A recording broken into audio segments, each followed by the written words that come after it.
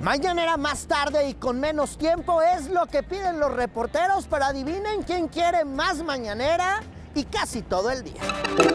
Mañanera, al mediodía, No. Lo que diga mi dedito. No, lo que estoy pensando es hacerla también el sábado y el domingo. Y ya en medio de las confesiones, ya sabemos quién juega de asesor presidencial. Ese diablillo me da a veces consejos a mí. Dice, ahora diles que ahora diles que el plan B es porque no se van a poder hacer elecciones y te vas a quedar hasta el 2030. Estos son los esqueletos de esta semana. Yo soy Irving Pineda.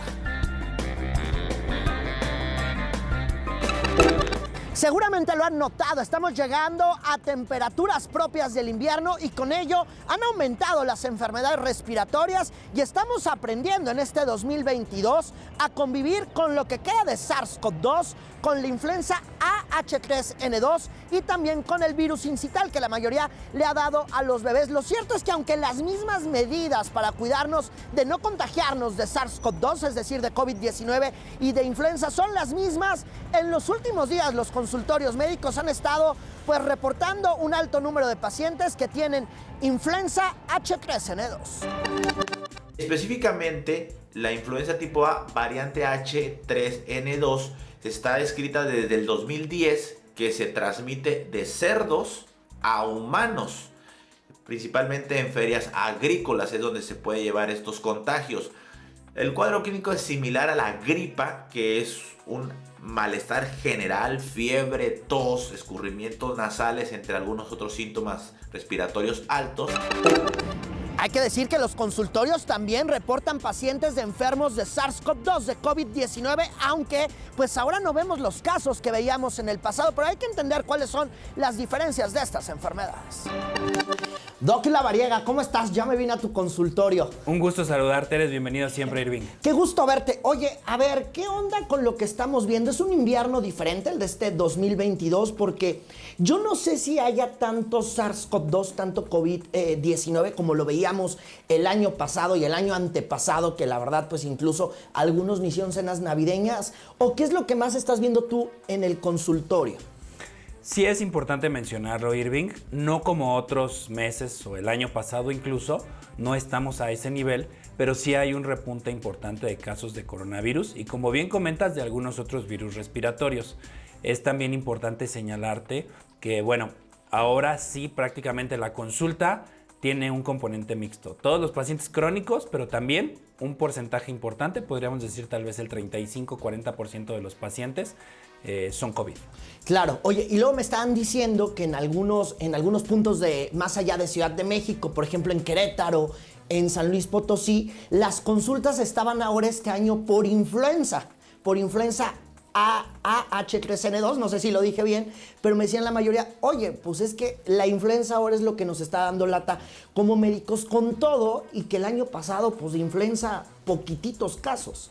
Sí, tal vez un diagnóstico subestimado el año pasado. Hoy ya tenemos la posibilidad incluso de hacer pruebas rápidas para COVID y para influenza en una misma toma de muestra de antígenos. Y definitivamente, pues bueno, la temporada típica de virus respiratorios, no solo hay COVID-19 en su subvariante Omicron, hay influenza, hay virus incisional respiratorio, hay adenovirus, hay rinovirus, hay otro tipo de coronavirus que también generan infecciones respiratorias o cuadros catarrales comunes. Entonces esto es importante. ¿Me decías que había virus incital? Sincicial respiratorio. ¿Ese qué es? Es un virus también respiratorio que genera un cuadro catarral. Ok, y ese es para los bebés, básicamente. Básicamente, aunque también le puede dar a los adultos, pero bueno, la población más vulnerable son adultos mayores y bebés. Oye, ¿y cómo saber si tienes influenza o tienes COVID? Porque realmente es lo mismo, bueno, no es lo mismo, ¿no? Me Carla, no es lo mismo, pero se siente igual o hay como síntomas que son casi igualitos. O sea, ¿hay cómo le atina uno o qué? Es complicado el diagnóstico porque, como bien comentas, los síntomas son muy parecidos. Por supuesto, la historia clínica, la exploración física y los síntomas del paciente son la clave para hacer un diagnóstico correcto. Pero sí podemos diferenciar, por ejemplo, COVID tiene característicamente en algunos casos pérdida del gusto y del olfato. En influenza casi nunca se presenta esto. Claro. Influenza genera estornudos en salva, así como si fueran uno tras otro. COVID casi no. Influenza sí tiene un poco más de dolor articular. COVID puede llegar a generar dolor articular, pero no tan intenso. Entonces, estos síntomas pequeñitos nos hacen pues realmente mucho valor. Pero hoy tenemos pruebas para poder hacer esta confirmación diagnóstica. Claro, sin embargo, siempre me parece que hay que decirlo porque platicamos fuera del aire de un caso de que recetan muchos antibióticos y la neta hay que decirlo, SARS-CoV-2 es un virus en su momento complicado antes de la vacunación, pero bien que mal era un virus. Influenza es un virus también. Y entonces, pues no pueden estar recetando antibióticos. Y a ver, lo primero para, más allá de estos síntomas, siempre me parece hay que ponerlo, hacernos una prueba, ¿no? Recibir atención médica, una exploración por un médico y hacer una prueba confirmatoria. Y definitivamente el uso de antibióticos no está justificado ni indicado en ningún paciente que tenga influenza ni COVID. Ok, ahora, la prueba, ahorita tú me estabas diciendo que hay una prueba ya rápida para checar si tienes influenza o COVID en una misma. Esas ya están. Ya está disponible, es una prueba de antígenos como la que conocíamos para COVID. Esta es una prueba en donde tomamos un hisopado nasal y podemos identificar si es COVID o si es influenza o son los dos. Aquí O sea, podemos hay gente que le da 2 veces. Hay gente que tiene los dos virus en el mismo momento. No manches, o Sí. sea, a ver, tú has atendido a alguien que tenga COVID e influenza. Correcto. Y seguramente está muriendo, ¿no? Tiene En calidad síntomas de- intensos, mucha fiebre, mucho dolor articular, mucho malestar general, dolor de cabeza, poca hambre, náusea, vómito. Y bueno, pues evidentemente el ataque al estado general que eso condiciona. Ok, estas pruebas son nuevas, más o menos como en cuánto andan. ¿1000 Estas pesos? pruebitas son nuevas, el valor pues depende del tipo de la marca que tengan, Ajá. oscilan entre 300, 400 pesos o tal vez puede llegar a los 1000 pesos, ¿no? Dependiendo de la marca, dependiendo también del laboratorio que lo produzca. Ok, ahora hay algo que también, hay 2 pruebas, tengo entendido, la PCR de influenza y la PCR de COVID, que son 2 pruebas diferentes. Son 2 pruebas diferentes, esas se hacen en el laboratorio, es un estudio molecular, de biología molecular, y la desventaja que puede llegar a tener pues es que no son tan rápidas, ¿no? En esta con poquito 15 lenta. minutos yo tengo el resultado, las otras también son válidas, pero hay que ir a un laboratorio para tomarlas y en el laboratorio pues ya tendrán el tiempo para procesar, pero regularmente tardan 18, 24 horas en emitir el resultado. ¿Hay prueba rápida de influenza? Hay prueba rápida de influenza, esta es una prueba rápida. Ok, por decirlo Sí, así. esta es una prueba rápida. Prueba rápida, Sí. también hay. Oye, a ver, y por ejemplo, SARS-CoV-2 como tal en México, no lo sé, tú sabes más. ¿Ya hay un antiviral en México para atender SARS-CoV-2 o no? No hay un antiviral específico para coronavirus. Regularmente lo que hacemos es dar tratamiento sintomático para el paciente. No tenemos un antiviral específico para coronavirus. Sí hay medicamentos que pueden disminuir la replicación, pero no son específicos para. Ok, entonces el medicamento que ustedes recetan sería para evitar que el virus siga avanzando, por decirlo Prescribimos así. un tratamiento sintomático en términos generales y en pacientes que ya tienen condiciones específicas utilizamos ya estos antivirales, pero que son de uso hospitalario prácticamente. Ok, en influenza sí hay un antiviral. En influenza sí tenemos antivirales, de hecho tenemos un par de antivirales, este año incluso hay un antiviral nuevo y estos son los fármacos que podemos utilizar, pero estos sí son específicos para influenza. ¿Qué sustancia es? Hay uno que es oseltamivir, que es el que comúnmente conocíamos. El que Y salió desde la influenza Exacto. porcina H1N1. Ahí por el 2000... Uy, 2009. 2009 2010, debe haber tal sido vez, más o sí, menos. Sí. Y bueno, acaban de presentar un nuevo fármaco. Ahorita te doy el dato para que también lo tengas. Ok, entonces sí se puede atender con antivirales, eso me parece que es una buena noticia, a diferencia de SARS-CoV-2, porque hoy por hoy SARS-CoV-2 pues es más leve por la vacuna. Hoy es más leve por la vacuna, pero también por la inmunidad que ya generamos. Y además por los subvariantes, las subvariantes, estos subtipos de COVID que tenemos. Ya no es Delta o ya no es la variante clásica, que estos virus pues ya sabemos toda la historia de estas variantes, ¿no? Hoy Omicron es una subvariante que nos genera un cuadro catarral en la mayoría de los casos. Sí se siguen complicando los pacientes, sí siguen teniendo ataque importante al estado general, Sí tenemos todavía defunciones por coronavirus, pero ya no es lo que veíamos hace un año. Oye, y la mayoría de la gente que ven aquí, ¿cómo llega? ¿En qué condición llegan a un consultorio privado como el que tú tienes? Regularmente vienen pues con síntomas: fiebre, dolor articular, malestar general, diarrea, poca hambre, náusea, vómito, dolor de cabeza, mucho cansancio, que es importante decirlo, incluso con manifestaciones en la piel, con ronchitas o manchitas en la piel. Pero de ahí no pasa, y tienen 2-3 días de síntomas y después de esos días desaparece y empiezan a recuperarse y a sentirse mejor. Obviamente el tratamiento también pues les favorece a disminuir los síntomas. O sea, al cuarto puedes correr a la fiesta ahora. No tan exactamente. así, pero... Más o menos esperamos que en un periodo de una semana ya estén negativos. Ok, a ver, si te da influenza, ¿cuánto tiempo te tienes que aislar o por lo menos cuánto tiempo tienes que estar pues alejado? Porque también es algo que se contagia. Esa es una gran pregunta, Irving, porque de acuerdo a la característica virológica de influenza y de COVID, lo que esperamos ahora es que un paciente más o menos tenga 3-4 días de síntomas y en 7 días ya estar negativo, o sea, ya no transmitir la enfermedad. Entonces prácticamente los pacientes tienen que aislarse una semana y a la semana pueden retomar sus actividades normales.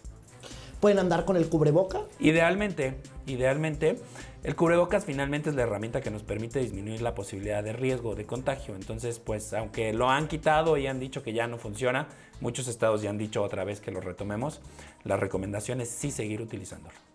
Y sobre todo para estas fiestas, ¿no? Sobre todo el hacinamiento, las fiestas, pues obviamente el contacto social que tenemos en estas épocas, en estos días, en estas fiestas, es importantísimo seguir utilizándolo. ¿Se debe de quedar la recomendación de hacer la cena de Nochebuena, la cena de Año Nuevo en un lugar abierto, como se recomendaba hace un año, hace 2 años? Yo creo que no abierto, sino más bien ventilar estas habitaciones en donde estamos, que exista este flujo de corriente, no una corriente directa, sino esta ventilación indirecta que nos permita tener los lugares bien ventilados y eso disminuye considerablemente el riesgo. Oye, me decías el tema de antibióticos y lo platicamos, que muchas veces recetan antibiótico. ¿Cómo decirle a un paciente que primero se dé cuenta de que es un virus y que no le receten un antibiótico, que sí está complicado?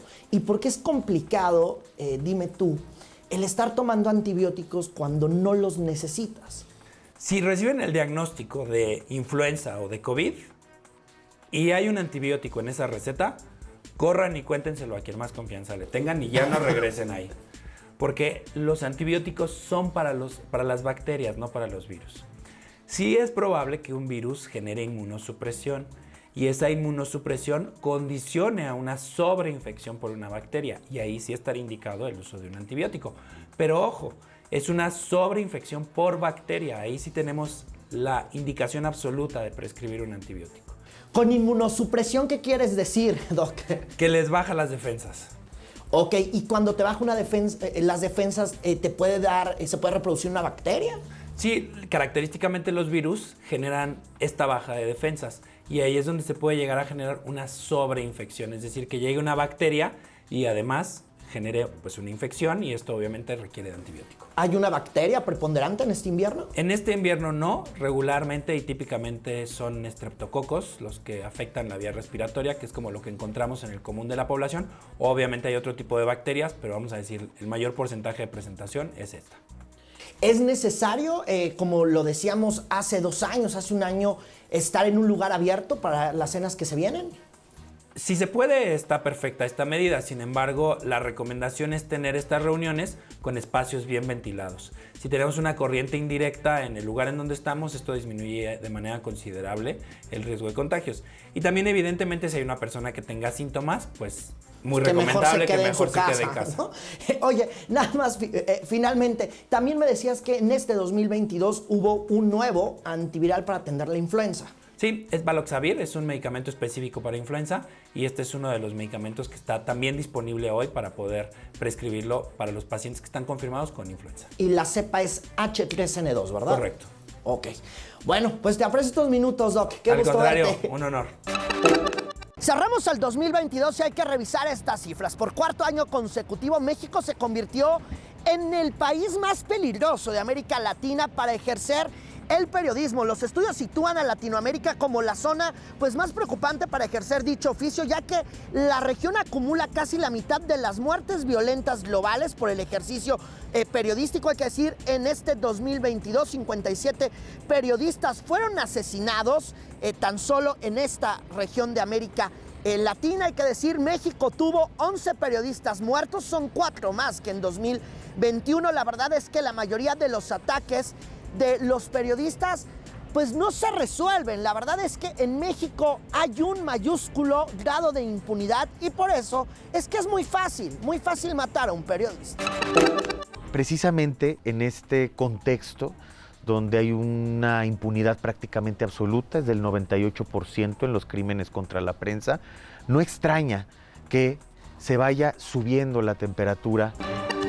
Vamos a cambiar rápidamente de tema. Se acerca la cena de Nochebuena y hay que decir que miles de personas, sobre todo procedentes de Honduras, Guatemala, El Salvador, han pedido asilo a Estados Unidos. Sin embargo, permanecen estacionados en Tamaulipas. Rosy Pereda, hola.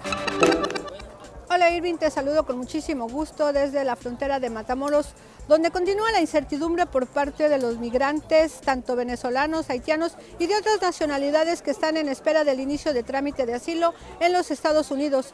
Esta incertidumbre tiene que ver pues con lo que la Corte de los Estados Unidos ha determinado para que continúe el título 42 vigente. Ellos esperaban que a partir de hoy pudieran ingresar de una manera más fácil y rápida hacia el país del norte. Sin embargo, bueno, pues la disposición de la Corte ha retrasado todo este proceso. Sin embargo, bueno, pues ya hay abogados, ya hay agrupaciones que están enlistándolos de nuevo para iniciar lo que son precisamente los trámites de lo que podría ser el inicio de su nueva vida en los Estados Unidos. La situación se agrava en la incertidumbre porque pues para los próximos días estamos esperando que ingrese un frente frío a esta región, un frente frío que traerá temperaturas de -1 grado centígrado y que bueno, pues como tú sabes, se siente mucho más frío en la intemperie aquí en esta zona donde, como puedes ver, hay estructuras que fueron creadas con plásticos, también algunas casas de campaña, que bueno, pues es con lo único que se pueden cubrir estas familias migrantes.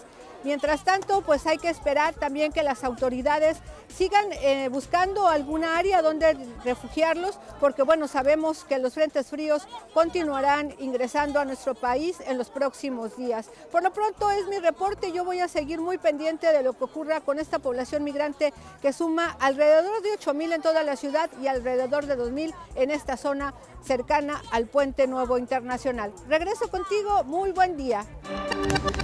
Te aprecio el reporte y seguimos pendientes de lo que ocurre. Saúl Castañón, ¿cómo estás? Feliz de saludarte, Irving, a ti y a toda la audiencia. Qué gusto verte. ¿Cómo Acá sigues? andamos. Ya mejor, recuperado al 100. Fue una temporada fría y nos tocó ser parte de la estadística, creo. Oye, en lo que tú estás enfermo, la semana pasada platicamos aquí en Esqueletos que Morena había definido a su candidato a la gubernatura de Coahuila. La verdad es que esas encuestas del dedo, con todo y que digan que es el mejor método, la verdad es que al interior de Morena no les ha ido nada bien. Fue Armando Guadiana Tijerina, Saúl, que es el candidato de Morena, o el virtual candidato de Morena a la gubernatura de Coahuila, que les pusieron que el nombre de defensor de los Una comités, figura de ¿no? Ahí.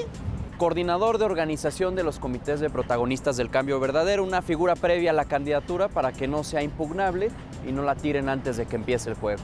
Claro. Oye, Armando Guadiana es senador de Morena. ¿Y qué te parece si vemos? Porque se despidió hace unos días. Se despidió y dice que se queda en Morena.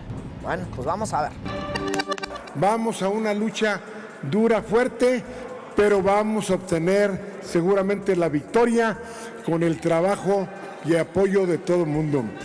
Agradecerles en Coahuila. ¿Quién es Armando Guadiana Tijerina, Saúl? Cuéntanos. Armando Guadiana Tijerina es originario de Coahuila, de un municipio importante llamado Musquis. Es minero, aficionado, ¿verdad? es minero, es empresario minero, uno de los empresarios mineros productores de carbón más importantes de Latinoamérica. También Ok. es un aficionado, gran aficionado a los toros. De hecho, tiene una casa taurina de generación de toros, de crianza de toros, podríamos Órale, llamarlo qué así. buen dato. Así es. Y entre sus múltiples negocios que tiene. Guadiana, hay que recordar que ha estado muy pegado con el senador de Morena, el coordinador del grupo parlamentario de Morena, senador Ricardo Monreal, vapuleadísimo este vapuleadísimo 2022. más ahora, ¿no? A finales de este año. Y él se ha decantado como monrealista. Ok, bueno, pues va a estar bueno. Oye, ¿qué te parece, Saúl, si vamos a ver, igual y por eso dio este mensaje Armando Guadiana, porque él dice, no les voy a fallar a los morenistas? Vamos a ver. No vamos a defraudar ni a la gente de Morena, ni afines a Morena, ni a los ciudadanos todos de Coahuila y de México, porque está por delante la ética. Pues ahí lo que dicen, no les voy a fallar. Vamos.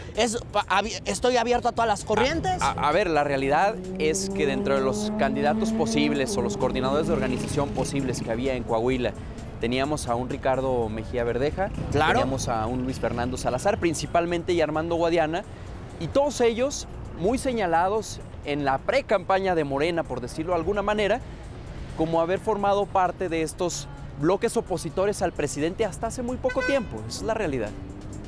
Entonces, oye, Guadiana es la segunda vez que también es candidato, ¿no? Así es, ya en 2017 compitió para la gubernatura de este estado, pierde, 2018 gana por esta gran ola morenista que hace llegar a Andrés Manuel a la presidencia de la República, compite nuevamente en 2021 por la presidencia de Saltillo, uno de los municipios más industrializados del estado de Coahuila, muy cerca del estado de Monterrey en Nuevo León, y pierde. Entonces, dicen muchos que la tiene complicada. Vamos a ver qué sucede en los próximos meses. Claro, Saúl, y además llega a una candidatura que no precisamente tiene todo el cariño ahora del presidente López Obrador, también hay que decirlo, es la segunda vez que compite y no tiene todo el cariño. En esa encuesta que nos presentaron hace unos días, el segundo lugar fue Luis Fernando Salazar. Luis Fernando Salazar está en Torreón, Coahuila, de acuerdo a la información con la que contamos. Pero fíjense que hemos intentado comunicarnos con Luis Fernando Salazar y la información también que tenemos es que está valorando si permanece o no en esta ayuda que se le ha ofrecido a Armando Guadiana Tijerina, que es el virtual ganador. Entonces quiere decir que las cosas no andan tan bien. Así es, pues vamos a esperar a ver qué decide hacer Luis Fernando Salazar, si va a apoyar, si no va a apoyar. A final de cuentas, forma parte de un grupo importante de morenistas de duros, Coahuila. De Coahuila.